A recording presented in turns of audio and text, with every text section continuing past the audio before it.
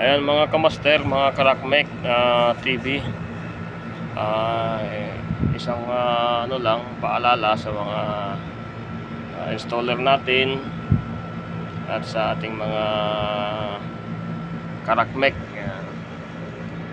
Dito guys, napansin ko lang dahil nagkarga tayo ng freon o refrigerant,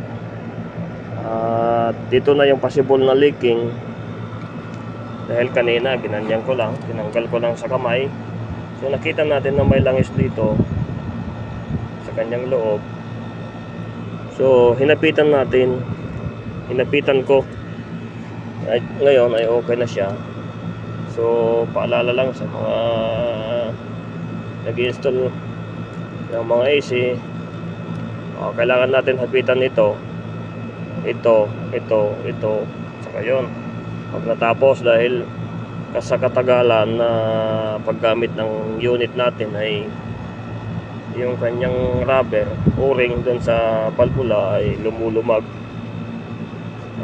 kaya mahalaga na hapitan din natin ito para ma-prevent natin yung pag-leaking dito sa ating service valve.